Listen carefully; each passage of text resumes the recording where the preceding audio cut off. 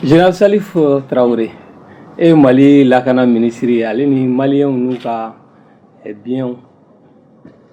sabatili ana protection ministre n'an ko ma ministre de la sécurité et de la protection civile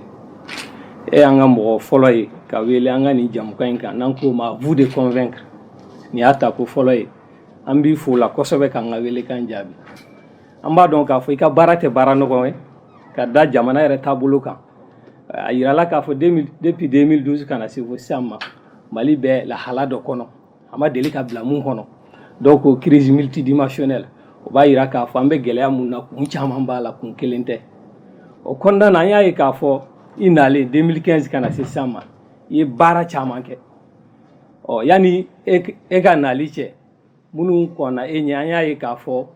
u welela ka caya bulonba la n'o ye assemblée nationale ye ka da ka gɛlɛya caman bɛ yen an bɛ hakili jigi kɛ passeport ko b'o la carte d'identité ko b'o la ni ma fili bi in na e ye fu siri o gɛlɛya la maliyɛnw bɛɛ sɔnnen b'o ma o n'a ta bɛɛ an y'a fɔ cogo min Mali bɛ lahara mun na bi gɛlɛya tɔw bɛ yen baara tɔw bɛ yen i nalen an b'a dɔn k'a fɔ i kɛra sababu ye ka loi de programmation de la sécurité ko voter intérieur n'o kɛra 2017 de 2017 à 2021 pour 4 ans plan de sécurisation intégrée des régions du centre i kɛra sababu ye k'o fana adopté n'o ye an ka camancɛ bolo la gɛlɛya minnu bɛ yen o la sa an bɛ fɛ ka n'an da don nin bɛɛ la i ka se ka ɲɛfɔli kɛ maliyɛnw ye u ka se ka faamuyali kɛ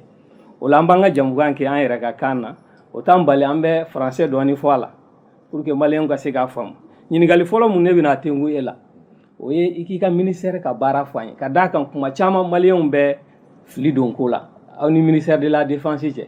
ministère de la sécurité et de la protection civile aw ka baara ye mun de ye n ka foli b'aw ye fɔlɔ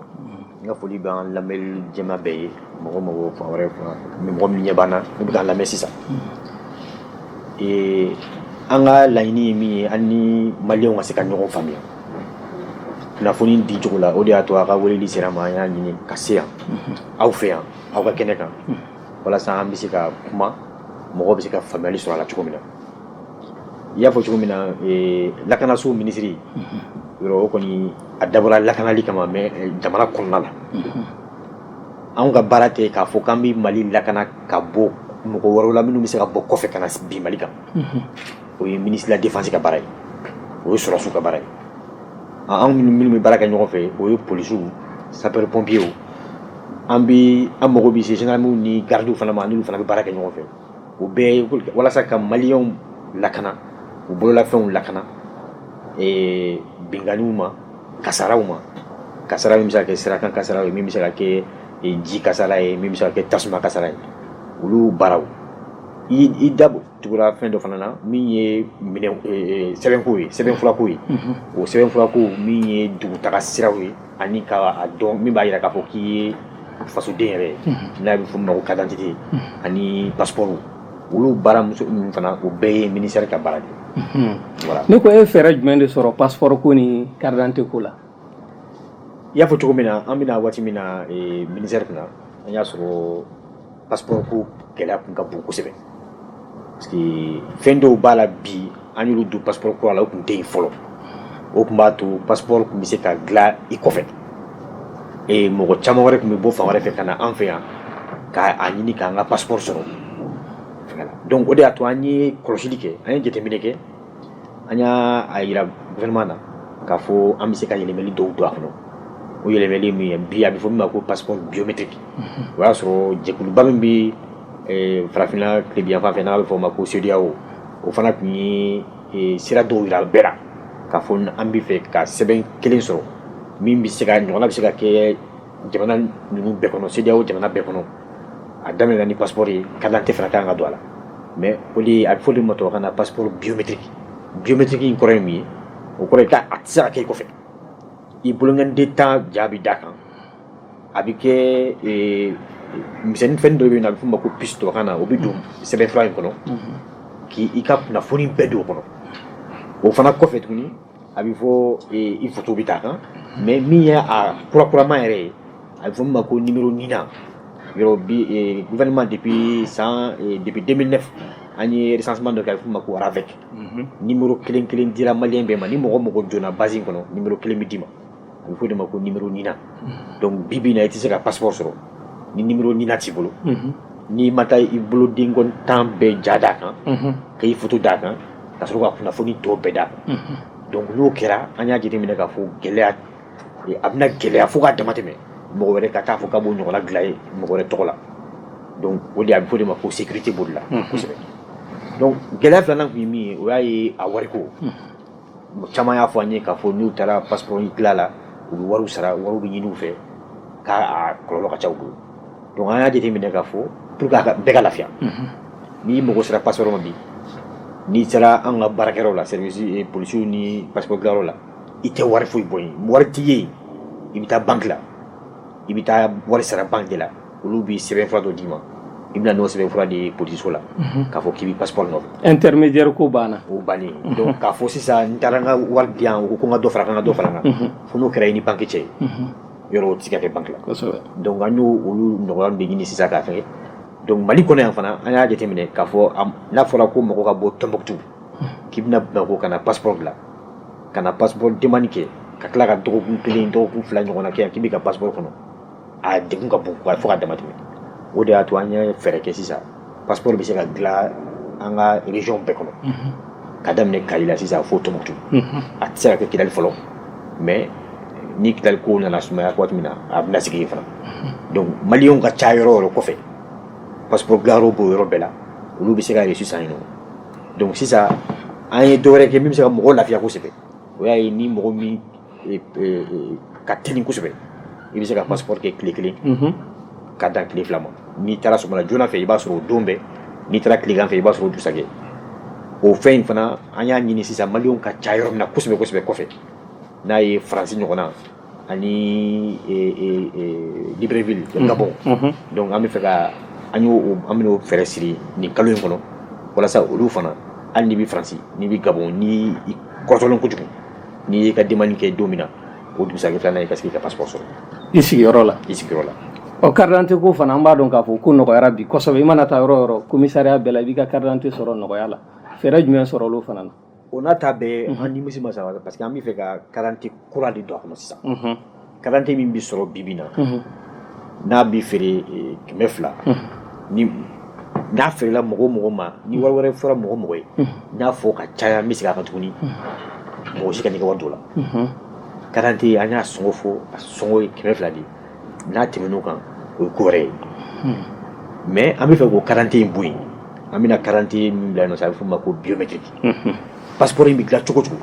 carte d'identité fana bɛna dilan ten de wa carte d'identité a bonya bɛɛ bɛna kɛ komi n'a sɔrɔ carte nina in bɛ cogo min na carte d'identité fana bɛna kɛ ten cogo min na donc o baara an tun y'a daminɛ an tun taara fo yɔrɔ jan mais gɛlɛya dɔw bɔra a kɔnɔ an y'an jɔ fɔlɔ n'Ala ma ko wɛrɛ kɛ san kura daminɛ la an bɛna baara daminɛ tuguni walasa carte d'identité kura in bɛ se ka dilan fana maliyɛn bɛɛ ye o carte d'identité in o nafa ye min ye passeport tɛ se ka namara cogo cogo o carte d'identité fana tɛna se ka namara ten cogo la. ɔ jara monsieur le ministre an b'a dɔn yanni ka na n y'a fɔ cogo min minnu kɔnna i ɲɛ u welela ka caya bulon b'a la e fɛɛrɛ jumɛn sɔrɔ an b'a dɔn question orale kelen de adressé la e la i ma fili i nalen ka na se sisan ma o b'a jira k'a fɔ i bɛ baara la mais an b'a dɔn baara tɔ fanba bin tugun o la an bɛ fɛ k'i ɲininka bi bi in na force de sécurité état d'esprit bɛ cogo di Mali kɔnɔ n'i bɛ se k'a fɔ an ye u bɛ lahala mun na bi bi in na de façon générale. Anw de y'u ka ɲɛmɔgɔw ye an yɛrɛ jateminɛ an kan ka fɛn fɛn kɛ an bɛ k'o kɛ an bɛ k'an se k'a la o kɔrɔ ye mun ye an bɛ ka mɔgɔw ta san o san an bɛna mɔgɔ kuraw ta ka fara kan e yɛrɛ y'a fɔ sisan kuma daminɛ na i ye loi de programmation an ye gafeba dɔ ta sariyaba dɔ ta n'a bɛ f'o ma ko loi de programmation san 5 kɔnɔ o baara senfɛ an y'u ɲininka u yɛrɛ k'a daminɛ duguma ka yɛlɛ k'a fɔ an ye n'i ye polisi ta n'i ye sapeur pompier ta n'i ye garde ta n'i ye gendarmerie ta san 5 nata kɔnɔ u ka gɛlɛya jumɛn b'u kan n'u b'u fɛ ka o yɛlɛmɛ o kɔrɔ ye mun ye u mago bɛ jumɛn na formation ta fan fɛ minɛnw ani maramafɛnw ani sow u mago bɛ fɛn minnu na o ko fɔ an ye o bɛɛ de farala ɲɔgɔn kan ka kɛ gafe sariya ye k'a kɛ loi ye donc o hukumu kɔnɔna la san o san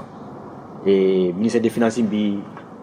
wari dɔw bila an ka bolo kan wala sa mission ko baara kɛ o baara bi senna an y'a daminɛ i y'a fɔ cogo min na 2017 ani ɲina donc o kɔnɔna la fɛn caman kɛra an ye mɔgɔw ta siɲɛ caman an ye mɔbiliw camanba san marimafɛnw caman sanna kisɛw caman sanna n'an bi maintien d'ordre kɛ c'est à dire n'a fɔra ko ni mɔgɔ bɛ fɛ ka tagama n'an b'a u lakana ou bien n'a tɛ fɛ mɔgɔw ka tagama minɛn minnu kan ka o baara kɛ o caman sanna ka d'u ma fɛn caman kɛra i y'a fɔ cogo min na hali bi a ma boli kɛ ko tɔw bɛ yen mais loi de programmation in ye san 5 de bon an yɛrɛ ka jateminɛ na san 5 in bɛ dafa waati o waati o b'a sɔrɔ dɔ kɛra donc n'o y'a sɔrɔ hali bi an kan ka sigi loi in kan sigi bɛna k'a kan tuguni. An b'a dɔn k'a fɔ loi in bɛ fɛn caman boloda recrutement ko an b'a dɔn bi bi in na an ka lakana sira fɛ mɔgɔ ko b'a la kosɛbɛ nombre ko aw yɛrɛ mɔgɔ b'o la kosɛbɛ n'i ye Mali population jateminɛ ale ni lakanabaga minnu b'an bolo o la sa o yɔrɔ la aw bɛ fɛ ka na fɛɛrɛ jumɛn kɛ pour que o yɔrɔ fu bɛ se ka sigi o la rapidement parce que Mali an b'a dɔn bi bi in na kow bɛ ka taa cogo min il faut que dɔ ka fara mɔgɔw kan. Rapidement tɛ parce que a tɛ se ka kɛ komi i b'i bolo kɔri dɔrɔn i mago bɛ jɔ mɔgɔw la parce que an ka baara bɛ cogo min na baara min a ɲɛ ka misɛn a ka gɛlɛn baara min don mɔgɔw ni bɛ se ka to a la donc n'i y'u ta i tɛ se k'u ta dɔrɔn bi k'u bila terrain kan sini k'u ka taa baara kɛ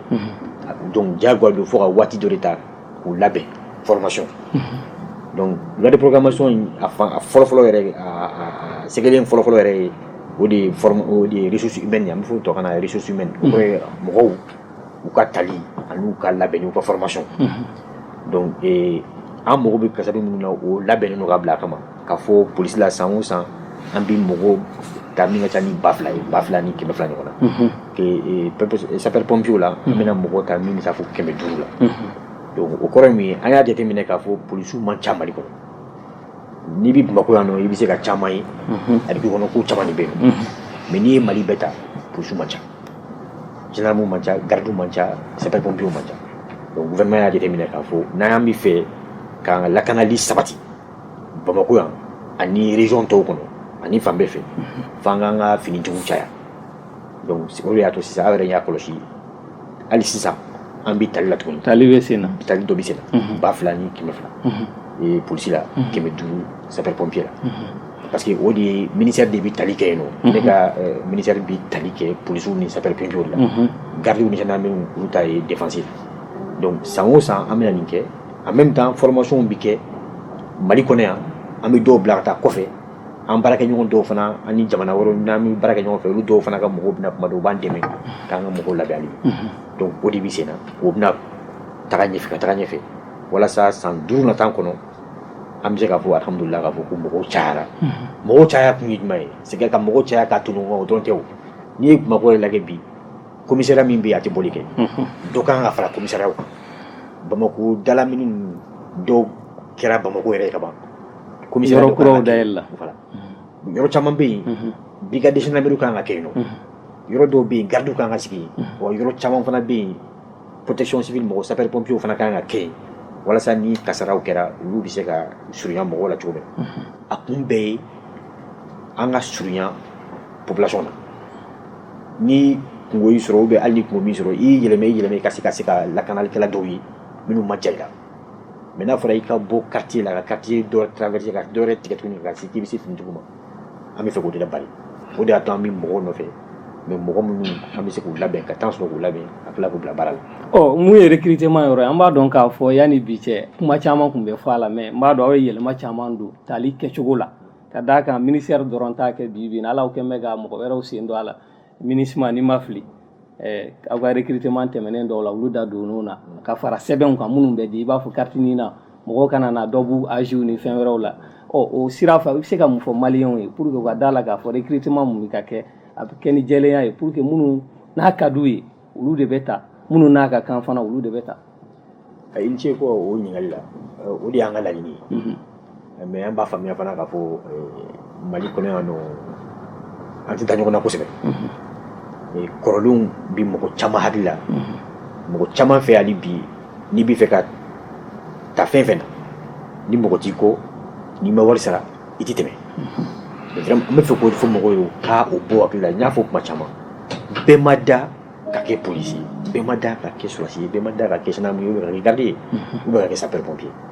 mɔgɔ mɔgɔ ni hakili i garijɛgɛ fɛn fɛn na i b'a sɔrɔ mais an ka laɲini ye min ye bi ka Mali fa 14 bɛɛ kɔnɔ bɛɛ k'a dɔn k'a fɔ ko ni tali bɛ kɛ bɛɛ bɛ se k'a place sɔrɔ a kɔnɔ o de y'a to ɲina an ye yɛlɛmali kura don an ka tali cogo la san tɔw la ni tali tun bɛ kɛ an bɛ communiqué bɔ bɛɛ tun bɛ na yan hali n'i ka dossier déposé Kidali i bɛna Bamakɔ ka na tali kɛ an y'a essayer k'o bɔ a la k'a fɔ ɲinan ta bɔlen kɔ a la san o san ni tali bɛ kɛ an b'a kɛ sisan région bɛɛ hukumu dɔ bɛ di bɛɛ ma bɛɛ b'i ta organiser hakɛ dɔ bɛ bɛɛ ma yen nɔ bɛɛ b'i ta organiser k'i ka mɔgɔ ta bɛɛ bɛna fara ɲɔgɔn kan an y'o daminɛ ɲina polisi ni sapeur pompier la a bɛna kɛ ten de ka kɔrɔ donc o kɔrɔ ye min an bɛ fɛ k'o bɛɛ de ka nɔgɔya kɛ mɔgɔw ma pour que bɛɛ k'a dɔn k'a fɔ i bɛ région dɔ la a kana fɔ ko non ko tali mana kɛ nafa t'a la an kana a bɛɛ ye Bamakɔdenw ye an bɛ fɛ o kuma ka ban pewu pewu ka bɔ mɔgɔ da kɔnɔ dɔw fana bɛ yan an ye mun ye i bɛ taa sɔrɔ anw ye kɔrɔkɛkɔrɔba dɔw bɛ yen nɔ ni tali kɛra sisan olu bɛna don ala u bɛ taa olu si tigɛ fo ka cɛjuguya ka yɛrɛ kɛ denmisɛnnin fitinin ye or fɛn min don a kolo gɛlɛn ko don formation in a ka gɛlɛn si dun tɛ a ta to i la donc an bɛ fɛ mɔgɔw k'u faamuya o de la tun b'a fɔ bɛɛ ma dabɔ a kama ni si tɛmɛna a to i dɔgɔninw fana k'a ɲɛɲini donc polisi la an y'a ɲini ka dɔ fara kan an ye polisiw ka sɛbɛn kura min ta an ye dɔ fara tali si kan donc fɔlɔ n'i tun bɛ fɛ ka kɛ polisi ye sous-officier de police ye an tun y'a dan fo 22 ans ɲɔgɔn na sisan an taara fo 26 la donc ka dɔ fara kan walasa mɔgɔw ka caman ka se ka don a la mais hali o bɛɛ la dɔw tɛmɛna a mɛnna u b'a ɲini ka dɔ b'u si la kana dɔ kɔnɔ o de y'a to an nana ni ninako in ye parce que mɔgɔ mɔgɔ n'i donna base kɔnɔ i donna ni si min ye o de y'i si ye donc an b'a fɔ sisan mɔgɔw k'u ka numéro nina jira an na ni numéro nina jira dɔrɔn an b'a dɔn i si ye min ye donc n'i nana ni sɛbɛn kura wɛrɛ tuguni k'o don i ka dossier kɔnɔ k'a fɔ parce que i yɛrɛ fɛ i si tɛmɛna ka ban i bɛ to bɔ a la an bɛ se k'a dɔn donc liste minnu bɔra kɔsani na ani fo ka taa fo processus ban an b'i to o sɛgɛsɛgɛli la i bɛ se ka tɛmɛ sɛgɛsɛgɛli fɔlɔ la mais filanan na n'an ye sɛgɛsɛgɛli kɛ k'a dɔn k'a fɔ i ka numéro nina ma i dɔ bɔ i si la i tɔgɔ bɛ se ka bɔ a la a laban bɛ se ka kɛ min ye an mago bɛ denmisɛnnin minnu na an k'olu sɔrɔ o baara de bɛ sen na awɔ voilà très bien sisan an bɛna an da don mun na o ye centre ko ye an b'a dɔn k'a fɔ n y'a fɔ i nalen i ye plan de sécurisation intégré des régions du centre Mopti ni Segu i y'o ta o baaraw bɛ sen na o b'a jira k'a fɔ lakana tigilamɔgɔw ani population ka ɲi ka kuma ɲɔgɔnya kɛ u ni ɲɔgɔn cɛ ɔ renseignement ko b'o la information fɛn caman ko b'o la bi bi in na i nalen ka na se sisan ma n'o ye centre ye an b'a dɔn o ye kunnasiriba ye maliyɛnw bolo ani Segu région kan na ɔ aw ka niveau la baara bɛ ka kɛ cogoya jumɛn na o plan mun taara nin est-ce que e yɛrɛ satisfaira a la bi bi in na wa a taabolo la wa dɔ kɛra mais caman b'a jɛ hali bi plan de sécurisation ye min fɔ tan o de b'a jira k'a fɔ lakanali in tɛ an ka minisiriso dɔrɔn ka kungo ye i y'a fɔ anw de y'a kuma daminɛ gouvernement tɔgɔ la mais o de b'a jira k'a fɔ gouvernement de y'a ta o b'a jira k'a fɔ ministère de la sécurité dɔrɔn ka baara bolo tɛ gouvernement ta don o kɔrɔ ye gouvernement sen fɛn fɛn bɛ yen nɔ ministre so fɛn fɛn bɛ yen nɔ a bɛɛ jɔyɔrɔ b'a la o kɔrɔ ye mun ye population min bɛ yen nɔ o yɛrɛ jɔyɔrɔba de b'a la fɔlɔ parce que lakanali kun ye mun ye lakanali ye ka an ka population de dɛmɛ k'u lakana parce que an bɛ ci de la olu kama donc i tɛ se ka taa mɔgɔ lakana a yɛrɛ ɲinɛma o c'est comme an b'a fɔ cogo min na tubabukan na mɔgɔ kunkolo tɛ se bamanankan na i kunkolo tɛ di kɔfɛ o kosɛbɛ donc ni population m'a faamuya k'a fɔ nin bɛɛ bɛ ka kɛ ale de kama ale de ka impôt n'a ka fɛnw bɛ kɛ an ka kan sara k'a fɔ ko fo an ni population ka fɔ ɲɔgɔn kɔ baara tɛ se ka ɲɛ o de y'a to plan in an y'a kɛ jɔsen 4 de ye a jɔsen fɔlɔ ye lakanali ye minnu bɛ taa baara kɛ minnu bɛ segin olu yɛrɛ ka bila lakana u ka lakana filanan o ye an b'a fɔ o ma ko gouvernance tubabukan na marabolo mara cogoya u bɛ an ka baarakɛ ɲɔgɔn minnu bɛ taa yen nɔ n'a bɛ fɔ n'o ye ka daminɛ maire la ayi ka daminɛ maire la ka se préfet ma ka se juge ma olu bɛɛ u barakɛcogo u ni population ka fɛɛrɛw bɛ cogo min na yɛlɛmɛli ka don o la parce que centre in kɔnɔna la min y'a to yɔrɔ tiɲɛna ko tiɲɛna o y'a ye kuma caman gɛlɛya sen fɛ baarakɛla mɔgɔ minnu bɛna fan wɛrɛ ka bɔ fan wɛrɛ fɛ caman taara donc a kɛra population caman kɔnɔ k'a fɔ an y'u fili u kɔfɛ de ka taa donc n'i seginna ka na f'i ni mɔgɔw ka sigi ka kuma ka ɲɔgɔn faamuya e tun bɛ i yɛrɛ kɛ cogo min na fɔlɔ f'i k'a yɛlɛmɛ don o la o de ye gouvernance ye sabanan ye o de ye développement socio-économique ye o kɔrɔ min ye ka fɛɛrɛ di population ma minnu tora yen ani minnu bɛ ka segin ka na u ka se ka u dahirimɛ sɔrɔ u ka se ka baaramisɛnnin dɔw kɛ u yɛrɛ u dahirimɛ sɔrɔ parce que an y'a ye k'a fɔ terroriste ninnu kuma dɔw n'u nana u bɛ yɔrɔ bɛɛ de cɛ donc o ye sabanan ye naaninan o de ye communication ye donc hali an bɛ ka nin jamukan min kɛ tan o bɛɛ bɛ don hukumu kɔnɔna la parce que n y'a fɔ cogo min na bɛɛ de kungo don lakanali ye bɛɛ de kungo ye finitigi dɔrɔn tɛ maire dɔrɔn tɛ juge dɔrɔn tɛ surasikɛ dɔrɔn tɛ an bɛɛ de don ni bɛɛ y'a k'i kungo ye dɔrɔn yɔrɔ o yɔrɔ kɔnɔ o yɔrɔ bɛ a bɛ nɔgɔya kosɛbɛ i y'a fɔ donc pour que ka kuma laban kunnafoni yɔrɔ t'a la o kɔrɔ ye mun ye n'an sigila yɔrɔ min na a kɛra togoda ye a kɛra village ye mɔgɔw ka se ka sigi u n'u ka ɲɛmɔgɔw ka kuma k'a fɔ ɲɔgɔn ye mun na an sera nin ma cogo ɲuman jɔn de don jɔn bɛ ka nin kɛ an kan ka mun kɛ aw kan ka mun kɛ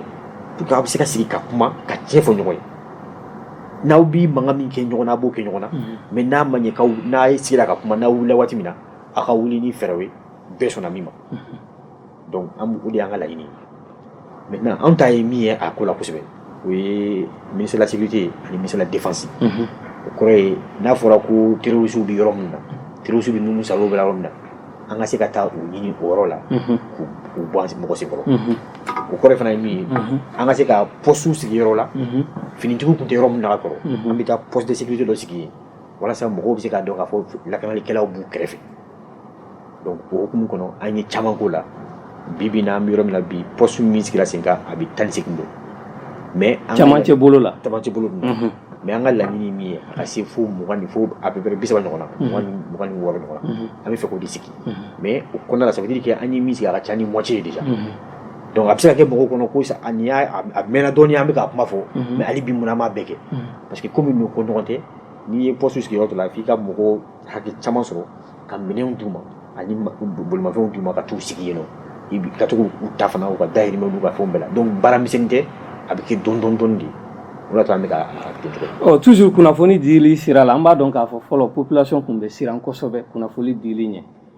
an bɛ fɛ k'a dɔn est-ce que bi bi in na yɛlɛma donn'o na parce que aw ka plan de sécurisation intégrée des régions du centre a b'a ɲini de population ka participer u ka sécurité la o la sa u bɛ se ka participer n'u yɛrɛ dalen b'a la k'a fɔ n'u ye kunnafoni di a tɛ kɛ kɔlɔlɔ ye u ma est-ce que bi bi in na aw kɛn bɛ ka fɛɛrɛ tigɛ o la wa fɛɛrɛ caman tigɛra mais ni i dalen bɛ fɛn min na k'i b'a kɛ i b'a dɔn nafa bɛɛ la hali n'a sɔrɔ gɛlɛya dɔw b'a kɔnɔ kuma dɔw f'i yɛrɛ k'a fɔ n sɔnna gɛlɛya ma bamanankan na an bɛ to k'a fɔ min na basa kɛlɛ n'i y'u fila kɛlɛ la ni tasuma donna e fɛ n'i sigi k'a lajɛ n'i ma kuma a laban a bɛ s'i ma o de y'a to mɔgɔw kana to kuma dɔw siranya k'u bali ka bɛɛ dɛmɛ donc o fana b'a la dɔw b'a fɔ ko an n'an y'aw wele aw tɛna dɔw b'a fɔ n'an y'aw wele u bɛ tila aw mɛn u bɛ bila tuguni u bɛ tila ka o bɛɛ o bɛ se ka kɛ a bɛɛ bɛ se ka kɛ mais o man ka to mɔgɔ si k'i bolo jigin a man ka to mɔgɔ si k'i bolo jigin ni fɛn fɛn n'a fɔ ye kunnafoni min bolo k'a di mais n sirannen don mɔgɔ mɔgɔ mana o fɔ an ye an bɛ fɛɛrɛ kɛrɛkɛrɛnlenw tigɛ walasa a tigi bɛ se ka lakana cogo min na mais an ye fɛɛrɛ caman wɛrɛ de bila i bɛ se ka kunnafoni di cogo min na k'a sɔrɔ i m'i tɔgɔ fɔ k'a sɔrɔ i ma ye k'a sɔrɔ i ni anw ma ye ɲɔgɔn fɛ o fɛɛrɛ bɛ yen nɔ an ye numéro vert bila yen nɔ numéro vert kɔrɔ ye mun ye i bɛ se k'i ka téléphone a kɛra portable ye o a kɛra téléphone fixe ye o i y'a ta i b'a wele i tɛ dɔrɔmɛ sara i bɛ se k'a fɔ ne bɛ nin yɔrɔ dɔn n y'a mɛn nin yɔrɔ in na nin kɛ tan nin kɛ tan nin kɛ tan o bɛɛ bɛ se k'anw dɛmɛ donc an b'a ɲini hali bi mɔgɔw fɛ bingani min kɛra Gawo n dalen n seginna o kan kosɛbɛ ni nin premier ministre bɔra Gawo kunun premier ministre sigira o de kan n'an y'a fɔ tuma dɔw a bɛ kɛ dɔw kɔnɔ k'an bɛ ka population de jalaki an tɛ ka population jalaki dɛ an bɛ yan population de kama donc an b'a fɔ dɔrɔn de ye mɔgɔw kana jateminɛ k'a fɔ ni finitigiw bɛ yan ka ban olu ka baara don an ta t'a la ne bɛ to ka misali dɔ ta fana n b'a fɔ mɔgɔ caman bɛ yen nɔ se bɛ minnu ye bi n'u bɛ se ka gardien ta u ka so u bɛ gardien sara o mais o t'u bali hali su dugulama fɛ ka bɔ ka na lajɛ n'a sɔrɔ a bɛ ka baara kɛ o t'u bali k'a fɔ nin tigi min filɛ nin tan i kana sɔn nin ka don yan ka tila ka caméra de surveillance fana kɛ o bɛ sigi k'a lajɛ donc population na an bɛ ten cogo de la donc n'u m'an dɛmɛ ka kunnafoni dɔ d'an ma n'i ye gardien ta ka bila yen n'i b'a fɔ a ye nin tigi bɛ don nin tigi tɛ don nin tigi kana se yan bɛɛ bɛ don i ka so donc an ni population bɛ ten cogo la fo ka to k'an dɛmɛ k'a fɔ a ye nin bɛ tan nin bɛ tan ni kunnafoni min bɛ k'o fɔ an ye ni hakilila min b'u fana na n'a sɔrɔ baara bɛ se ka ɲɛ k'o fana fɔ an ye donc o de y'a kosɛbɛ an b'a dɔn fanga minnu b'i ka bolo kan olu ni population de bɛ baara kɛ kosɛbɛ polisiw ni protection civile mɔgɔw hali ni a tɔ fila olu singalen b'i ma mais an bɛ to centre la toujours n'o ye an ka camancɛ bolo ye an b'a dɔn k'a fɔ wagati laban in na milisiw kɛra yen donsow b'o la an ye jɛkulu wɛrɛw ye olu bɛ ka fɔ k'olu bɛ ka kuma siyaw tɔgɔ la mais bi na ministère yɛrɛ ka relation ye mun ye u ni milisi ninnu ni ɲɔgɔn cɛ est-ce que don nataw la politique b'aw bolo pour que ka se k'olu fara lakana tigilamɔgɔw kan ou bien u ka se k'aw dɛmɛ lakana sira fɛ i y'a fɔ cogo min na gouvernement ka laɲini tɛ fiyewu il faut que bɛɛ k'o faamuya k'a fɔ ko milisiw bɛ tutupasi ka créer o t'an ka laɲini ye mais yɔrɔ tiɲɛna ka se yɔrɔ dɔ ma fanga bɛ ka sigi de autorité d'État fanga bɛ ka sigi dɔɔni ka taga fɛ dɔw y'a kɔlɔsi k'a fɔ finitigiw tɛ yɔrɔ bɛɛ la donc an tɛ yɔrɔ min na dɔw b'u fara ɲɔgɔn kan yen k'a fɔ k'u ye défense ye k'u ye milicier mais laɲini ye min ye mɔgɔ o mɔgɔ ni marifa b'i bolo ni marifa man kan a ka minɛ i la an b'o baara de la dɔw bɛ se ka kɔrɔtɔ an kɔrɔ k'a fɔ munna nin bɛ yan hali bi munna parce que an tɛ fɛ ka a kɛ fagali ye k'a kɛ kɛlɛ wɛrɛ ye k'a fɔ groupe dɔ bɛ yan hali n'a sɔrɔ u ma se mɔgɔ ma k'a fɔ dɔrɔn an bɛ taa ka taa kisɛ tu bɛɛ la ka bɛɛ faga ka bɛɛ ka marifa minɛ an bɛɛ maliyɛndenw de ɲɛfɔli bɛ ka kɛ walasa et puis n'an m'an ka patrouille senfɛ n'an kɛnɛ minnu ma k'a sɔrɔ marifatigi minnu bolo an b'a busu la o de bɛ se na i y'a fɔ cogo min na est-ce que dɔw bɛ se ka fara an kan fara an kan ye min ye minnu sigilen don a mɛnna n'u tun bɛ kɛlɛko la sisan an bɛ ka min kɛ a bɛ f'o ma tubabukan na DDR kɔrɔ ye k'a fɔ marifatigi minnu tun bɛ yen fɔlɔ u ka to ɲɔgɔn kan u k'u ka marifa bila minnu bɛ se ka ta ka don finitigiw la an b'olu ta mais u bɛ former kɔfɛ tila ka taa former donc o senfɛ a kɛra camancɛ yɔrɔ ye o a kɛra kɔrɔnfɛla ye minnu b'o hukumu kɔnɔna la o baara bɛna kɛ mais tɔw parce que bɛɛ n y'a fɔ cogo min na bɛɛ tɛ se ka kɛ donc tɔw minnu bɛ yen nɔ sira wɛrɛ bɛ yir'u la mais a kun ye min ye waati nataw la mɔgɔ si kana ye jamana kɔnɔ ni marifa ye k'a sɔrɔ sɛbɛn t'i bolo ou bien k'a sɔrɔ i tɛ finitigi ye hali finitigiw bɛɛ man ka se ka yaala ten i kunfɛ ni marifa ye n'i tɛ baara la o mesures de bɛna ta don nataw mesures de bɛ sen na mais k'a sigi sen kan k'a kɛ fo bɛɛ k'a ye k'a fɔ a kɛra ka ɲa o de bɛ temps ta dɔɔni yɔrɔnin kelen ko tɛ parce que n y'a fɔ cogo min na ni ko tiɲɛna ka se yɔrɔ dɔ ma tiɲɛni min bɛ yen nɔ a bɛ kɛ dɔw kɔnɔ k'o yɛrɛ de ye laada ye o de y'a to an bɛ nin communication ninnu bɛɛ kɛ n'a fɔra k'an ka kuma yɔrɔ la an bɛ kuma an bɛ ɲɛfɔli kɛ walasa caman k'a faamuya baara ka se ka nɔgɔya an bolo a kana kɛ ko binkannikɛla minnu bɛ yen nɔ terroriste minnu bɛ yen an kana na mɔgɔ wɛrɛ fara olu kan minnu tɛ kelen ye o de y'a to an bɛ waati di mɔgɔw ma k'a fɔ a y'a faamuya k'a fɔ hali n'a sɔrɔ finitigi tɛ aw ka village kɔnɔ hali n'a sɔrɔ finitigi tɛ aw ka commune kɔnɔ o t'a to k'aw bɛɛ kan ka taa marifa ta ko aw b'aw yɛrɛ kɛ finitigiw ye solution tɛ min bɛ ka kɛ centre kɔnɔna la i y'a fɔ cogo min na n'i taara kadɔdugu la mankan minnu bɛ yen nɔ caman ye marifa ta k'olu b'u yɛrɛ défend mais est-ce que a kɛra solution ye a ma kɛ ye olu caman bɛ yen nɔ bi n'i y'a jateli kɛ i bɛ taa sɔrɔ mɔgɔ minnu fatura olu la u ka ca ni baniw ta ye donc o kɔrɔ ye k'an kan k'an sigi k'an miiri tuguni est-ce que nin de y'a solution est-ce que an tɛ se ka sigi ten k'a sɔrɔ hali an ma marifa ta mais n'an ye fɛn min ye an k'a fɔ finitigiw ye olu ka na est-ce que an tɛ se k'a fɔ finitigiw ye yɔrɔ dɔw bɛ yen k'a fɔ n'u y'u sigi yen bandi minnu bɛna binkani kɛ u bɛ se k'u bɛɛ minɛ o bɛɛ ye dɛmɛli cogoya dɔ ye o mais n'i ko k'i bɛ finitigiw ka baara kɛ u nɔ na a fana bɛna ni kɔlɔlɔ wɛrɛ ye quoi. o la sa minisiri an b'a dɔn toujours camancɛ bolo la aw ye mesure dɔw ta ka tɛmɛ n'o ye ka mɔgɔ interdit ka circuler motow la an b'a dɔn a kɛra gɛlɛya ye population yɛrɛ fanba dɔ ma mais bi bi in na est ce que a nafa yera wa. a nafa yera gɛlɛya minnu bɛ fɔ fana an b'o gɛlɛya kɔlɔsi mɔgɔw ni minnu b'a kɛlɛ mais minnu bɛ kuma la fɔ caman b'a fɔ k'a fɔ gɛlɛya dɔw b'a bila yɔrɔ dɔ la k'a sɔrɔ a ma se yen a ma se yen ni ko gɛlɛyara i bolo cogo dɔ la f'i ka n'i bi fɛɛrɛ minnu sɔrɔ a la a ka gɛlɛn ko fɛɛrɛ tɛ se ka fiɲɛ dɔɔni kɛ fana ka gɛlɛn an kun ye min kɔlɔsi camancɛ bolo la yen nɔ mɔgɔ o mɔgɔ bɛna ka na bi an ka bingani kɛ a kɛra sɔrɔsiw ye a kɛra gendarmew ye a kɛra gardiw ye a kɛra polisiw ye a kɛra MINUSMA mɔgɔw ye u bɛɛ bɛna ni moto de ou bien pick-up n'u sera yen u b'u ka tili kɛ u bɛ don u ka moto kɔnɔ moto kɔnɔ bɛ boli donc an nana di fɛɛrɛ kɛ an y'a jateminɛ k'a fɔ ko walasa nin ka se ka fu ka siri nin na f'an ka kɛ sisan mɔgɔ si kana se ka bɔ waati ni waati cɛ ka bɔ dugu ni dugu cɛ motow la k'a sɔrɔ an t'a kalama mɔgɔ yɛrɛ fɛ k'an y'a fɔ ko a tɛgɛ pewu mais an y'a fɔ ko ka wagatiw de b'a la voilà boli wagatiw de bɛ yen wagatiw b'a la et puis an y'a fɔ fana dugu ni dugu cɛ et puis an y'a fɔ n'a sɔrɔ gɛlɛya b'i kan min b'a to jagoya i kan ka k'i ka mobili ta i bɛ kan ka moto ta se faama dɔw ma i k'a ɲɛf'u ɲɛna walama sɛbɛn jɔnjɔn ka k'i bolo sɛbɛn d'i ma o la o de ye autorisation ye donc n'i sera faama dɔw ma a kɛra maire ye a kɛra maire tɛ a kɛra commandant de sɔrɔsi ɲɛmɔgɔ min bɛ yen nɔ ou bien préfet ou bien gouverneur n'i sera olu ma olu bɛ sɛbɛn d'i ma e bɛ se ka bɔ i ka yɔrɔ la ka se yɔrɔ wɛrɛ la parce que hali n'i jɔra sira fɛ i dan ye dɔrɔn k'o sɛbɛn yira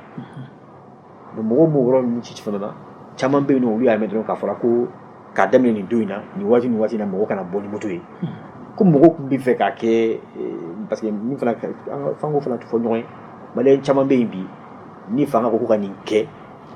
k'o contraire kɛ o de ka di caman ye donc o de y'a to an ka élément dɔ obligé ka dɔw ka moto bosi la o obligé même ka dɔw ka moto jeni parce que mɔgɔw k'a faamuya k'a fɔ ni min fɔra ko k'a kɛ aw yɛrɛ lakanali kosɔn a diyagoyalen don aw ka fana k'a kɛ ten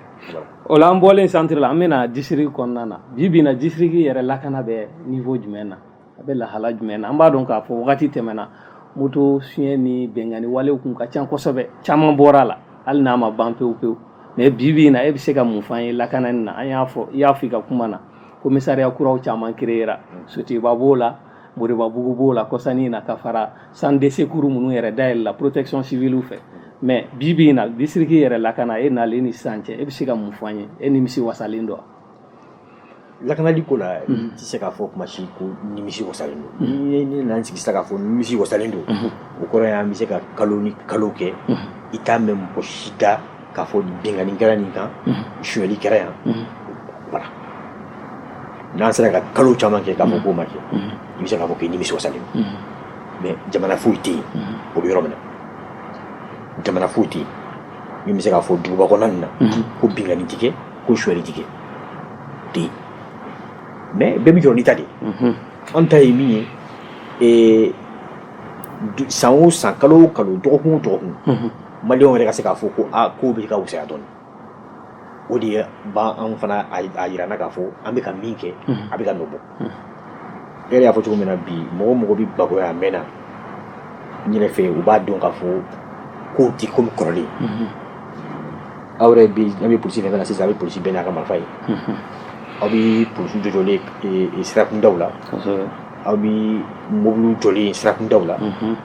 tuma caman fana bɛ polisiw ye minnu sara la ni gendarmew minnu sara la dugu kɔnɔ a bɛ mototigiw ye polisiw moto la u bɛ yala ka don kare fo quartier kɔnɔ o bɛɛ ye ka lakanali ko fɛn ye o bɛɛ ye ka a yira k'a fɔ nin ko in b'an sɛbɛ la an b'an seko k'a la a kun ye min ye walasa maliyɛnw bɛ se ka lakana cogo minnu bolo la fɛ. ok ministre i y'a fɔ mais an b'a dɔn i mun bɔra ka mun fɔ an b'o ye kosɛbɛ patrouille minnu bɛ k'aw fɛ aw ka mɔgɔw bɛ jɔ yɔrɔ minnu na hali sufɛlaw fɛ mais an y'a ye k'a fɔ Bamakɔ commune kɔnɔ wagati laban in na patrouille bɛ ka kɛ population fɛ commune 1 yɛrɛ la an y'a ye kɔsani in na dɔ kɛra a kɛra sababu ye ka na ni kɔlɔlɔ dɔw ye ka dɔw bonnew nin na yɔrɔ wɛrɛ fana tun bɛ ka initiative ta hali n'aw ye a décider k'a jɔ bi bi in na aw hakilina ye mun ye patrouille ko in na a bɛna continuer wa ou bien aw kɛn bɛ ka décision ta pour que o bɛ jɔ lakana ka segin aw yɛrɛ ma an fɔdama ma deli k'a fɔ k'an b'an ka lakanali baara di mɔgɔ wɛrɛ ma mais an y'a jateminɛ denmisɛnninw ka wuli k'a fɔ ko komi an bɛ kuma dɔ an bɛ to ka si an ɲɛna an bɛ gɛrɛn na n'an ye ko min an b'a fɔ aw ye o ye fasoden ɲumanya de ye mais n ye min fɔ n'an ye ko min an b'a fɔ aw ye ani n'an yɛrɛ wulila an bɛ zo minɛ an b'a bugɔ an b'a faga an b'a jeni ou bien an yɛrɛ bɛ taa an ka sɛgɛsɛgɛli kɛ ka taa mɔgɔw minɛ o tɛ civilisi ka baara ye donc o de y'a to fɛn damadamanin kɛra an ka baarakɛɲɔgɔnw wele k'a f'u ye a y'a janto nin ko in na ni ɲɔgɔnna wɛrɛ man kan ka kɛ tuguni Bamako parce que a bɛ kɛ waati min na commune 1 kelen kɔnɔ dɔw tun sigilen ɲɛna u ye zone dɔw ye mɔgɔ bɛ boli kɔ u y'u minɛ u taara n'u ye commissariat la ka t'u bɛɛ di yen nɔ o fana ye fasidi ɲuman dɔ ye u m'a tigi bugɔ u ma foyi k'a la u y'a minɛ u taara n'a ye polisi la k'a fɔ mɔgɔw tun bɛ nin kɔ k'u y'a sonyali kɛ ani moto min b'a filɛ yan filɛ polisiw ye sɛgɛsɛgɛli daminɛ a tigi yɛrɛ y'a fɔ ko effectivement olu ye groupe de ye u bɛ nin kɛ u taara bɔ moto caman kɔ kɔfɛ donc o yɔrɔ ye k'a fɔ bɛɛ ka baara kɛcogo tɛ kelen ni denmisɛnnin groupe farala ɲɔgɔn kan k'a fɔ ko n'an ye fɛn fɛn ye an b'a fɔ aw ye ni fɛ olu bɛ se o dɛmɛ mɔdɛli ka ɲi mais an yɛrɛ b'an ka an yɛrɛ kɛ polisi an ka yɔrɔ la o ye ko wɛrɛ ye an tɛ jɛn n'o ye donc u bɛɛ minnu y'a faamuya k'a fɔ polisiw tɛ se ka kɛ fan bɛɛ fɛ waati bɛɛ la k'a fɔ ko ni mɔgɔ wɛrɛw bɛ yen minnu bɛ se k'u dɛmɛ quoi que o de ye hakili ɲuman ye o ye kunnafoni ye o de y'a to an y'a ɲɛfɔ ni denmisɛnnin minnu ko k'u b'u fara ɲɔgɔn kan k'a kɛ vigilance ye an b'an ka gɛrɛn na n'an ye min mɛn an b'a fɔ aw ye n'an ye min ye an b'a fɔ aw ye olu ni commissariat minnu b'u kɛrɛfɛ ou bien brigade minnu b'u kɛrɛfɛ olu bɛ se ka baara kɛ ɲɔgɔn fɛ mais a tɛ daga mɔgɔ si ka maramafɛn ta ka yaala carré kɔnɔ k'a bɛ patrouille kɛ ko n'a ye min ye a b'o régler a ni ɲɔgɔn cɛ a tɛ kɛ ten. D'accord. Monsieur, le 12 et le 13 juillet 2017 aw ye séminaire dɔ organisé an n'aw dɛmɛbagaw Kayi région kun b'o la ka fara Mopti Segu ani Sikaso kan o b'a jira k'a fɔ lakana Mali bɛɛ de don o la sa o yɔrɔ minnu filɛ nin ye Kayi ka na Sikaso région ninnu na bi bi in na lakana bɛ lahala jumɛn na o yɔrɔ ninnu na o kɛlen o tɛmɛnen an b'a dɔn séminaire in wolola fɛn dɔw la laɲini dɔw la n'aw ko recommandation bi bi in na a bɛ ka exécuter ka k'a aw sago ya. N y'a fɔ cogo min na ni sago fɔ k'a fɔ a ka di kelen sago ye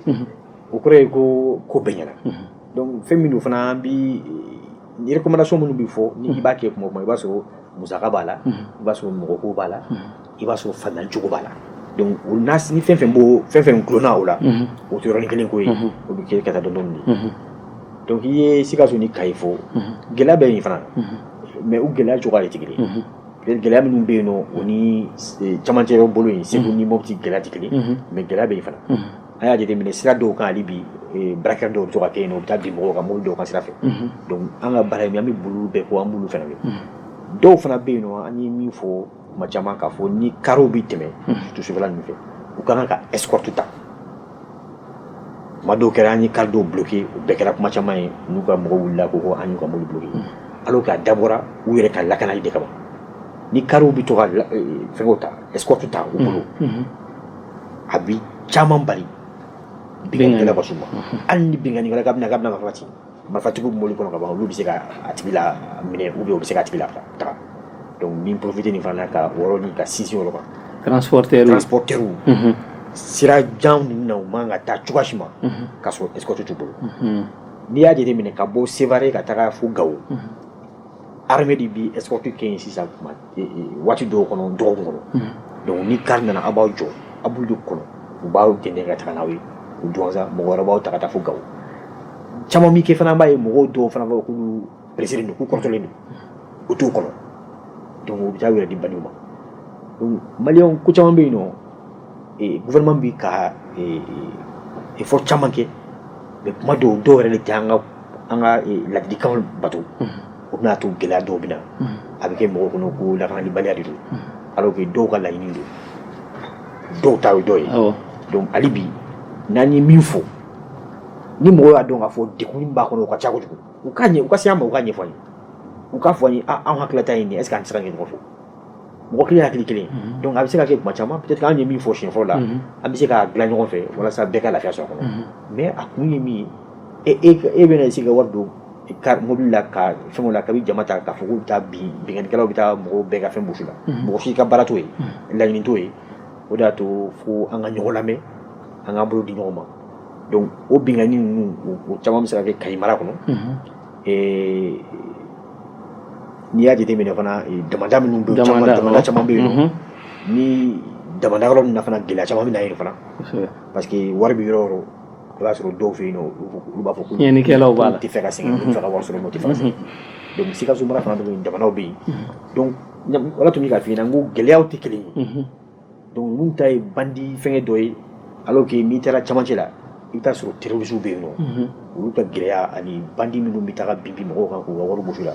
kelen tɛ quoi. O la sa o ye n bila ka ɲininkali mun tɛngu i la o ye bananba ta ye an b'a dɔn bananba ma jan Bamakɔ la tuma caman an b'a ye k'a fɔ gɛlɛya b'olu sɔrɔ bingannikɛlaw bɛ bin u kan hali dɔ kɔsannin na dɔ kɛra sababu ye k'u ka kalansow datugu mais bananba yɛrɛ bi na aw kɛn bɛ ka fɛɛrɛ jumɛn tigɛ pour que mun kɛra o ɲɔgɔnna kana se ka kɛ yen tugun. An bɛ kuma la waati min na an kelen bɛ ka patuba dɔ bila yen nɔ n'u bɔra ka kalo 1 ani tile 15 ɲɔgɔnna kɛ donc u tɛna to yen hali bi mɔgɔ wɛrɛ bɛ taga tuguni minnu bɛ tunu minnu sa u la yen nɔ o bɛɛ la an bɛ ka a ye ɲini ka finitigi dɔw ka kan dɔw sigi yen nɔ a kɔnɔna la yen nɔ walasa mɔgɔw bɛ se ka lakana mɔgɔw b'a fɔ ko bananba ka surun Bamakɔ la mais u bɛ ɲinɛ min fana ko bananba ka surun Mauritanie frontière fana na o forêt dɔ bɛ yen nɔ a bɛ f'o ma Wagadugu aw yɛrɛ y'a ye armée ye opération ba dɔ kɛ o don na u ye maramafɛn caman minɛ terroriste la yen nɔ caman bɛ yen nɔ o ye n ka surun la mɔgɔw bɛ ɲinɛ o yɔrɔ de kɔ mɔgɔw bɛ Bamakɔ jateminɛ c'est comme n'i ye Segu ta ka Bamakɔ jateminɛ aw kana Bamakɔ dɔrɔn jateminɛ mais n'u nana u ka kokolonw kɛ yen nɔ u bɛ se ka tunu ka taa fan ɲɛfɛ o de ye gɛlɛma yɔrɔ o de b'an intéressé n'u sera jamana wɛrɛw ma fo an n'olu fana ka baara kɛ ɲɔgɔn fɛ an n'olu fana ka to ka an b'a fɔ tubabukan na cogo min na opération dɔw kɛ ɲɔgɔn fɛ walasa k'u koron an ka camancɛ an ka furadama ninnu na voilà bananbata ye min ye caman y'a fɔ an ye k'a fɔ bandi dɔw bɔra yen fan fɛ ka na u nana se ekɔliso dɔw ma u ye menacé kɛ n'an m'a datugu an bɛ na o kama donc caman fana y'u ka yɔrɔ datugu parce que u t'a la u ɲɛ tɛ finitigilaw kɛrɛfɛ u kɔni an sɔnn'u ma o de y'a to an y'a mɛn yɔrɔ min na dɔrɔn an ye sɔrɔsiw bila ka taa olu minnu na u ye tile damadɔni kɛ an ye gardiw bila ka taa olu bɛ terrain kɛ hali sisan donc an bɛna continuer o fana na sɔnni an b'a fɔ o ma ko poste de sécurité olu ka sigi yɔrɔ damadamani na walasa mɔgɔw bɛ se ka lafiya cogo min na sinon depuis u taara yen nɔ a fɔra ko ekɔliso fɛn o fɛn datugura tila bɛ da yen nɔ donc baara bɛ sen na hali bi. mais mun ye bingannikɛla ninnu ye an b'a dɔn u ɲɛmaaw a fɔra ko wagati dɔw la aw ye dankari kɛ dɔw la i bɛ se ka mun f'an ye bi k'a fɔ bi u fanga dɔgɔyara wa. K'a fɔ fanga dɔgɔyara o tɛ mais en tout cas caman kɔni ko dar'u kan u ka i y'a fɔ cogo min na u ka ɲɛmɔgɔ caman tora a la ani tubabuw ye opération dɔ kɛ ɲɔgɔn fɛ an yɛrɛ y'a fɔ u ka an dɛmɛ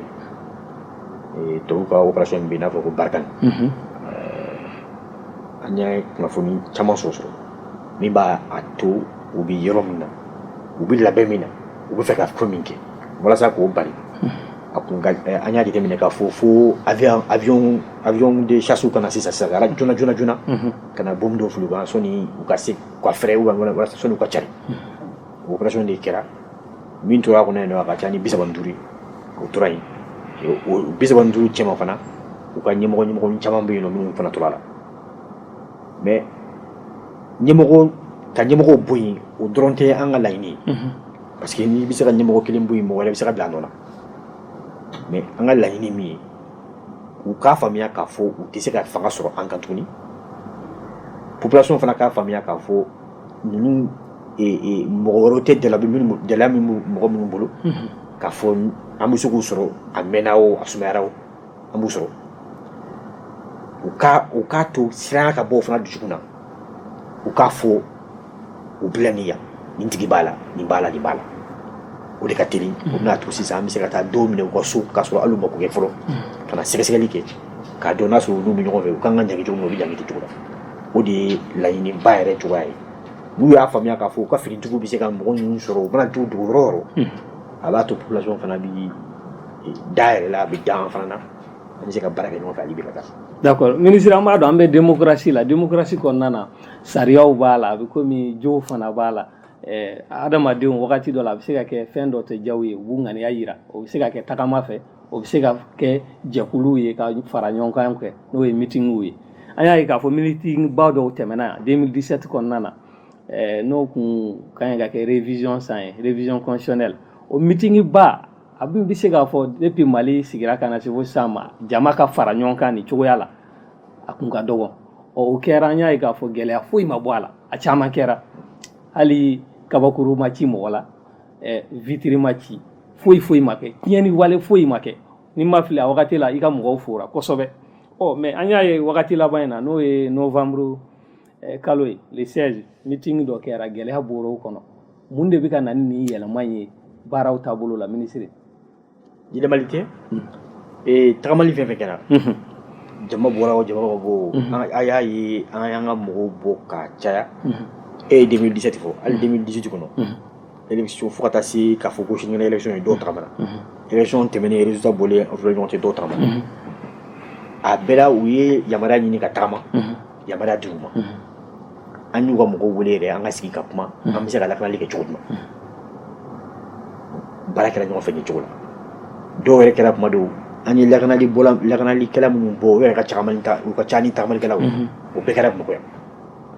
mais siɲɛ 2 de kɛra le 2 juin voilà ani novembre ta ye ni gouverneur ko tagamalikɛlaw ma u ka o don ta bɔ a ma a ye kun wɛrɛ f'u ɲɛna min b'a to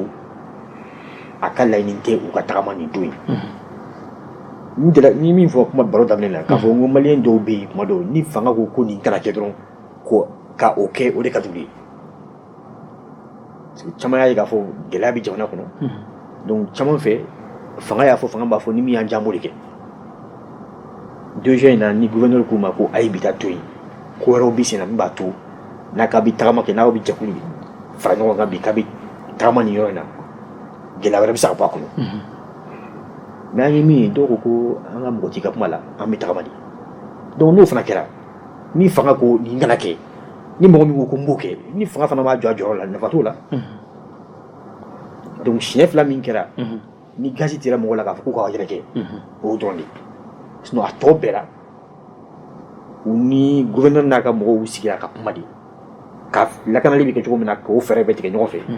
ka sɔrɔ k'a fɔ finitigiw ye a ye nin hakɛ in bɔ walasa a bɛ se k'u lakana cogo min na o de kɛra donc k'a fɔ ko yɛlɛmali wɛrɛ de bɛ yen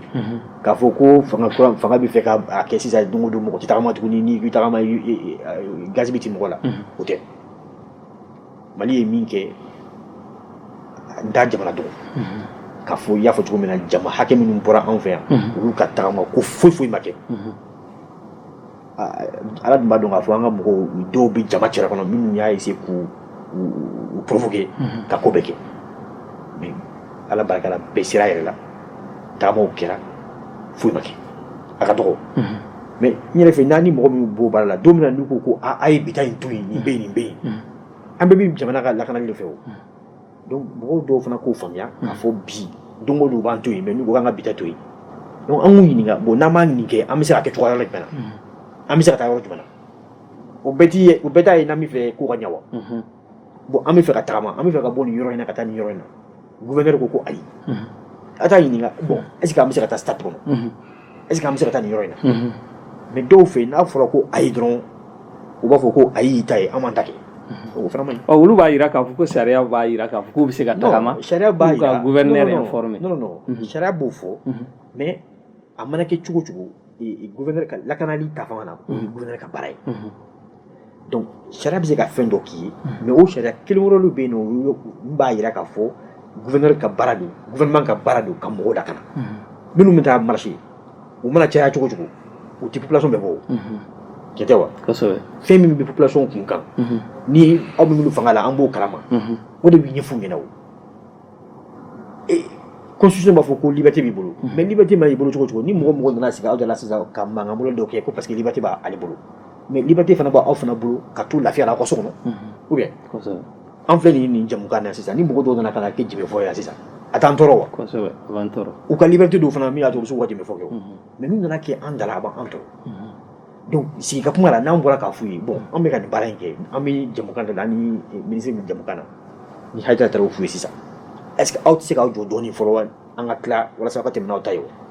n'u fana bɛ fɛ ka ko faamuya u b'u jɔ fɔlɔ n'an tilala sisan ni bɔra dɔrɔn u b'a daminɛ a n'o bɛ taa ɲɔgɔn na de donc ni an kɛlen k'a f'u ye le 2 ou le 17 k'a f'u ye bon bi ta man ɲi a ye nin ta to yen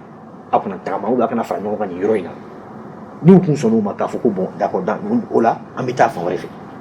mankan ti kɛ an bɛ mɔgɔw bila ka t'u lakana o la Mali bɛ to histoire de kɔnɔ o Mali ye jamana ye a ka i miiri kosɛbɛ i ka jamana kelen sɔrɔ ko mɔgɔw bɔra min mɔgɔ ba tan ɲɔgɔn na bɔ ko foyi ma kɛ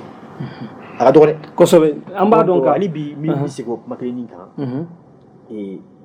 fanga min bɛ yen fanga ye fanga de mɔgɔ kunkolo tɛ kunkoloko tɛ kosɛbɛ kunkoloko tɛ donc n'an bɛ fɛ ka a to Mali autorité ka segin a nɔ na fo bɛɛ de ka fanga bato n'i ye Mali jateminɛ i ye diinɛ fɛn fɛn ta i y'an ka laada fɛn fɛn ta bɛɛ b'a f'i ye ko fanga kan ka bonya kosɛbɛ mais bi an ɲɛ bɛ min na caman ka moto la ni fanga ko a ye nin to yen et puis sira wɛrɛw bɛ yen min b'a to u tun bɛ se ka taa hali tribunal la k'a fɔ an y'a kunnafoni di gouverneur ma k'an bɛ fɛ ka tagama nin don a ko k'an kana tagama an ma jɛn n'a ye o bɛɛ bɛ yen nɔ kosɛbɛ mais n'i ko ko bon n ka mɔgɔ t'a la sariya bɛ n bolo n bɛ se ka taga min mana diya n b'o kɛ kunnafoni b'an bolo min tɛ e bolo siɲɛ fɔlɔ t'a la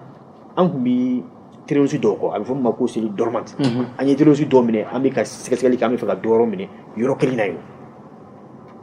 n'a fɔra mɔgɔw ye ko aw kana fara ɲɔgɔn kan nin yɔrɔ in na parce que gɛlɛya min bɛna bɔ a kɔnɔ a b'an ka ko caman tiɲɛ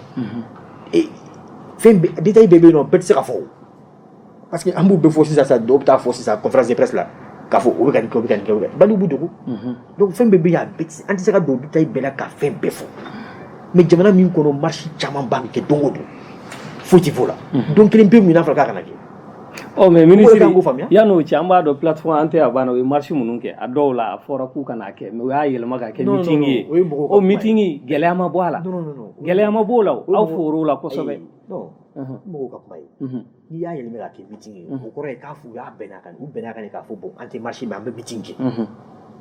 donc n y'a fɛ cogo min na fɛn bɛɛ ye ka fɔ ye kosɛbɛ mais ni e ye sɛbɛn ci ne ma n bɛ tagama nin don yen n ye sɛbɛn ci ma i ka tagama mais si ma an ka kuma tɔ ɲɛfɔ ɲɔgɔn kɛ mais ni e ne ka sɛbɛn ta k'a jɔ jamana k'a fɔ i y'a fɔ ko n tɛ tagama mais n ka mɔgɔ t'a la n bɛ tagama o ko wɛrɛ de ye mais le siège ta tiɲɛni bɔra yɔrɔ jumɛn de an y'a ye k'a fɔ bolo sera député dɔ ma o kuma cayara ni mɔgɔ wɛrɛw o tiɲɛni bɔra yɔrɔ jumɛn e yɛrɛ y'a fɔ cogo min provocation bɔra fan jumɛn fɛ provocation ma bɔ an ka niveau kɔnɔ parce que vidéo bɛ yen mɔgɔw nana a fɔr'u ɲɛna tranquillement a ye taga a fɔra ko fɛn tɛna kɛ yan nɔ mais dɔw nana an ye mun ye écart nana bɛɛ bɔra a kɔnɔ hali ka kunnafonidila dɔw tun b'a kɔnɔ min man kan kunnafonidila tɛ tagamalikɛla ye kunnafonidila ye kunnafonidila de ye n'i taara i ɲagami tagamalikɛla la surtout ni gazi filila mais gazi minnu bɛ gazi fili hali olu yɛrɛ gazi kɔlɔlɔ bɛ se olu ma o parce que mɔgɔ si tɛ se ka fiɲɛ minɛ k'a fɔ fiɲɛ t'a yan fɛ donc hali bi mɔgɔ minnu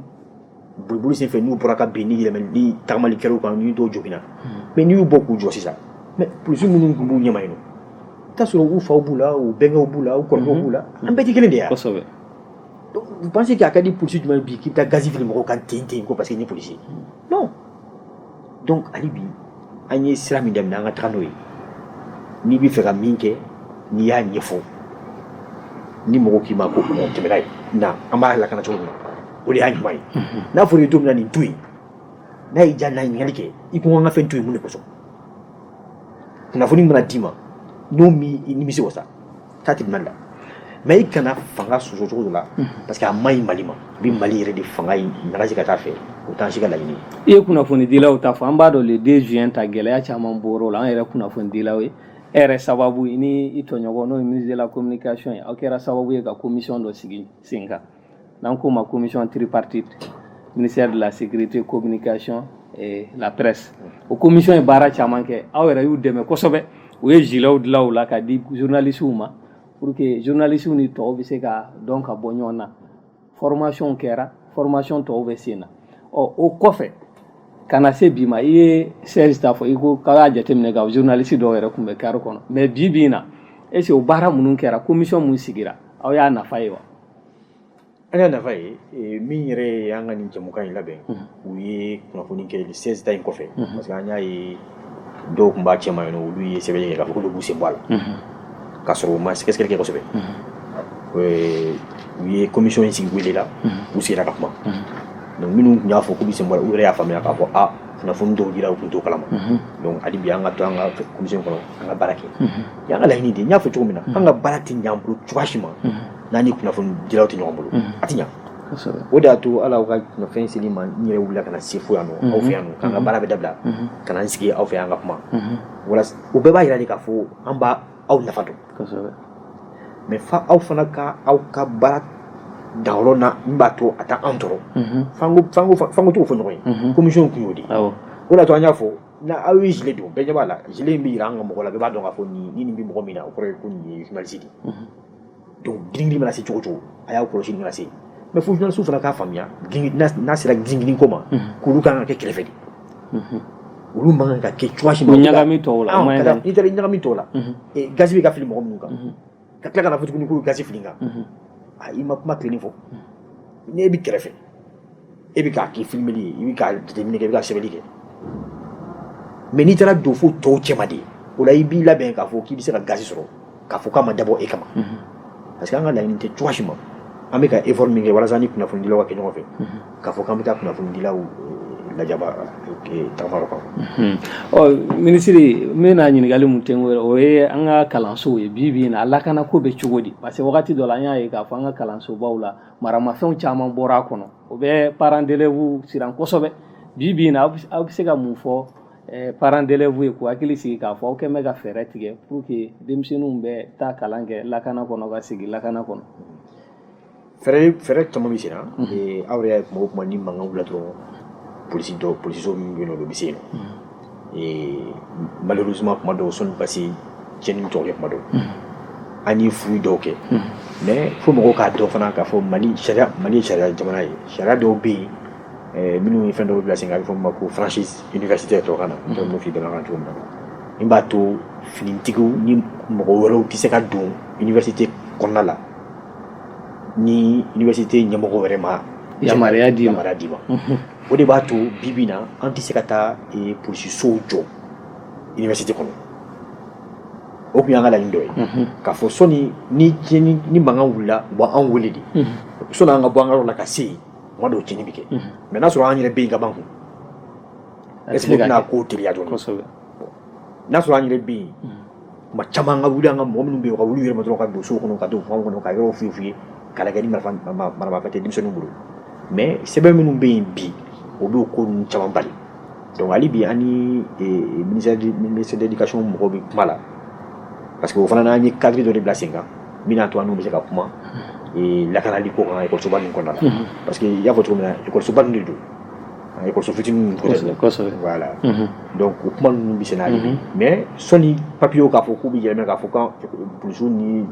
gendarmew bɛ se ka kɛ université kɔnɔ sɔni o cɛ hali bi an bɛ baara kɛ ɲɔgɔn fɛ an y'a jateminɛ point fɔ ko b'olu bolo yen dɔ b'an fana bolo ne ka mɔgɔ dɔw bɛ yen olu ɲɛsinnen b'o dɔrɔn de ma université ko in dɔrɔn ma donc o b'a to kow bɛ teliya ni mankan wulila sisan dɔrɔn an ka mɔgɔ bɛ se ka bɔ a kalama o la université mɔgɔw b'an yamaruya an ka se a kɔnɔna la walasa an bɛ se ka taa don ɲɔgɔn cɛ. toujours denmisɛnninw lakanani sira fɛ aw kɛn bɛ ka fɛɛrɛ jumɛn ta ɲɛnaminifɛnw kama ka d'a kan an y'a ye k'a fɔ wagati dɔ kɛra denmisɛnninw tun bɛ k'u yɛrɛ di o fɛn ninnu ma kosɛbɛ mais an b'a dɔn fana aw b'a yira kuma bɛɛ an ka jabaranin na aw ye mɔgɔw minɛ minnu ka baara don bi na est ce que dɔ bɔra la wa. dɔ bɔra la parce que waati dɔ kɛra quartier caman de tun bɛ Bamakɔ bi bɛɛ b'a kalama u t'u dogo yɛrɛ hali u t'u dogo Bagadaji fan dɔw bɛ yen Sogonikɔ fan dɔw bɛ yen i tun bɛ tɛmɛ a su daminɛ tilegan fɛ i bɛ mɔgɔ jɔlen u bɛ fɛn kun mais bi na olu si tɛ ye kɛnɛ kan fɛn min ye k'a fɔ ko a dabilala pepepewu ka ti kɛ o fana ye ko wɛrɛ ye ni bɛɛ wulila k'i jɔ i sen kan bɛɛ y'a kɛ i kunna ko ye lala don nataw la an bɛ se ka o dabali mais an kɔni an bɛ sen kan an ye service ba dɔ sigi sen kan a bɛ fɔ o ma ko office central de lutte contre stupéfiant o fana y'an ka jɛkulu dɔ ye polisiw kɔnɔ olu ka service dɔ fana bɛ yen nɔ a bɛ fɔ o ma ko brigade de stupéfiant olu fana ɲɛsinnen b'o ma gendarmew ka service caman bɛ yen minnu ɲɛsinnen b'a ma hali an ka force spéciale ninnu an ka force spéciale mɔgɔ minnu bɛ yen nɔ n'u ye bandi jɛkuluba dɔw yera fan dɔw fɛ maramafɛn minnu bolo an bɛ se ka olu fana bila ka t'o kama k'u minɛ o bɛ kɛ nin kɔnɔna la fana n'u ye mɔgɔ caman minɛ minnu taara OCS ka bolo kan donc o bɛɛ de b'a jira k'a fɔ hali bi an wulilen don k'an jɔ a ko kan parce que nin fɛn in bɛ ko caman de duguma drogue ko in y'a to caman kɛra fatɔ ye caman ye kalan dabila caman kɛra binkannikɛla ye a b'a to fana denmisɛnnin caman bɛ bɔnna min na maminako la o de y'a to gouvernement ka laɲini ye nin ko in ka se ka bɔ an sen kɔrɔ hali bi c'est comme lakanali tɔw a tɛ se ka ɲɛ cogoya si ma ni mɔgɔ m'an dɛmɛ an yɛrɛ dɔgɔninw n'an denw de b'a cɛ ma donc dɔw bɛ i bɛna sɔrɔ i dɔgɔnin ou bien i den ou bien carré kɔnɔ i sigiɲɔgɔn den b'i fɛ yen nɔ a kikalen don e tɛ fɛ ka foyi fɔ k'i tɛ fɛ ka se kungo ma ou bien i tɛ fɛ ka somɔgɔ se kungo ma tant que mɔgɔ b'o fɔ k'a fɔ n tɛ fɛ k'a tigi se kungo ma n tɛ fɛ ka somɔgɔ se kungo ma an tɛ tila. D'accord, ministre an ka ɲininkali laban bɛna kɛ mun ye o ye an y'a ye k'a fɔ le 1er mars n'o ye journée internationale de la protection civile ye u ka journée don o y'a yira na la montée en puissance de la protection civile u ka sanayɛlɛ ka da k'o ye baarakɛminɛn caman sɔrɔ o yirala mɔgɔw la taabolo minnu fana yɛlɛmana u ka kow la o yira ka da kan sisan u ka intervention ka teli an y'o ye terrain kan o b'a yira k'a fɔ i ka programme n'o ye programme loi de programmation la sécurité intérieure a bɛ ka waleya mais bi bi in na a waleyali niveau e yɛrɛ satisfailen don a ko la wa i bɛ se ka mun fɔ an ye. i ka nimisiwasa fɔ tuguni hali bi n y'a fɔ cogo min na caman kɛra an bɛna waati min na protection civile mɔgɔw yɛrɛ an bɛ yɔrɔ min na sisan an y'u ka effectif an y'a doubler a kɛra comme multiplié par 2 o ye kelen yɔrɔ caman tun bɛ yen u tun ma se yɔrɔ min na fɔlɔ k'a daminɛ frontière la Zegwa ninnu ni Bogi ninnu ni yɔrɔ caman bɛ yen Mali donda ninnu na ni u tun ma deli ka se u bɛ yen Kabala ninnu voilà sisan fana an y'u bila Boyi Kabala fo an y'u bila Djini an y'u bila Djiboli yɔrɔ caman bɛ ten cogo la u tun ma se yɔrɔ min na donc protection civile ka taa yen yɔrɔ bɛɛ la sisan an ye fɔlɔ protection civile mɔgɔ ambulance simple de tun b'u bolo n'a fɔra ko accident kɛra u bɛ n'i ta ka bila a kɔnɔ u bɛ taa ni ye mais an y'o fana dabila sisan an bɛ to ka ambulance médicalisée ou bien ambulance semi médicalisée o kɔrɔ ye mun ye c'est mobili kɔnɔna la a labɛnnen don k'a kɛ komi n'a sɔrɔ dɔgɔtɔrɔso fitinin dɔ i b'a sɔrɔ mɔgɔ min bɛ yen nɔ gaziw oxygène b'u bolo minɛn caman b'u bolo min b'a to u bɛ se ka mɔgɔ min n'a sɔrɔ joginnen don u bɛ se ka u sɔrɔ i la fɔlɔ soni ka se ni dɔgɔtɔrɔso la o de ye ambulance médicalisée ou bien semi médicalisée donc sisan an b'o dɔrɔn de san o ye yɛlɛmɛliba dɔ de ye protection civile bolo k'a fɔ dɔrɔn an bɛ cɛ bila mɔbili kɔnɔ an tɛ se ka foyi k'i la an kɔni b'an boli dɔrɔn ka se ni dɔgɔtɔrɔso la o banna ni joginna cogo o cogo sisan mɔgɔ b'i sɔrɔ minnu bɛ u sɔrɔ i la fɔlɔ sɔnni ka se dɔgɔtɔrɔso la parce que mɔbili kɔnɔna ni dɔgɔtɔrɔso tɛ kelen voilà donc protection civile an bɛ ka continuer n'o ye n y'a fɔ cogo min na san o san tali bɛna kɛ tuguni san o san minɛn kuraw bɛ san o san yɔrɔ kuraw bɛ jɔ o de bi loi de programmation kɔnɔ wa o de bɛ ka kɛ fana. Gɛlɛya foyi ma aw m'o sɔrɔ loi in exécution ka na se fo sisan ma musaka ta siraw fɛ. non musaka min bɛ yen nɔ o de fɔra assemblée o de voté donc jusqu'à présent musaka min coûté l'assemblée fɛ an bɛ k'o sɔrɔ k'an ka baara kɛ n'a ye. D'accord. donc sɔni o musaka ka voté an ka laɲini tun ye an ka caman ba sɔrɔ ka fara o kan mais jamana taacogo fɛ an ma se an ye min sɔrɔ la n'o kɛra gɛfɛn kɔnɔ o de bɛ ka baara bɛ ka kɛ n'o de ye. D'accord sisan i ka misali laban ka ɲɛsin population ma i bɛ se ka mun f'u ye. n ka foli b'aw yɛrɛ ye n ka foli bi mɔgɔ n'o bɛna an ka nin jɛmukan lamɛn n ka foli b'a tigi aw bɛɛ lajɛlen k'a yira a la k'a fɔ gouvernement a ministère de la sécurité ka bolofara fɛ an bɛ yan aw de kama baara tɛ se ka kɛ ni aw tɛ o ye population ye baara tɛ se ka ɲɛ fana ni aw fana tɛ aw minnu ye kunnafoni dilaw ye donc sécurité ye tubabukan na a bɛ fɔ min ma ko transversal bɛɛ de kungo don bɛɛ de kungo don n ye n ka exemple min ta misali min ta gardien ko la mɔgɔw k'u hakili to la tuma bɛɛ u bɛna faamuya k'a fɔ an bɛ yan olu de kama n'an ka baara ma ɲɛ n'a tiɲɛna an bolo dɔrɔn c'est que olu de b'a gɛlɛya sɔrɔ fɔlɔ donc o ɲuman ye min ye an ka baaraw kɛ ɲɔgɔn fɛ an ka kunnafoniw di ɲɔgɔn ma numéro vert in an y'a bila police so bɛɛ da la gendarme so bɛɛ da la garde so bɛɛ da la protection civile so bɛɛ da la n'i taara i bɛ numéro caman sɔrɔ yen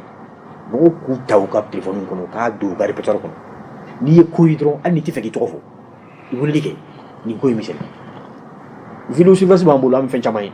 an yɛrɛ ye kuma jumɛn ye accident bɛ kɛ mɔgɔw b'u fɛ ji la maliyɛnw bɛna ton ɲɔgɔn kan bɛɛ bɛ k'a filmer k'a bila réseau kan mais mɔgɔ si hakili tɛ t'a la k'a fɔ i jɔ n ka polisi wele i jɔ n ka sapeur pompier wele k'a fɔ nin ko in bɛ senna f'an k'o yɔrɔnin dɔw falen falen an ye résultat caman sɔrɔ parce que population de y'an dɛmɛ an ye bandi caman minɛ parce que population de y'an dɛmɛ an ka laɲini ye min ye olu de ko ninnu de ka caya ka taa fɛ an ni mɔgɔw ka population ka baara kɛ ɲɔgɔn fɛ gouvernement bɛna to k'a seko kɛ hali bi loi de programmation in kɔnɔna la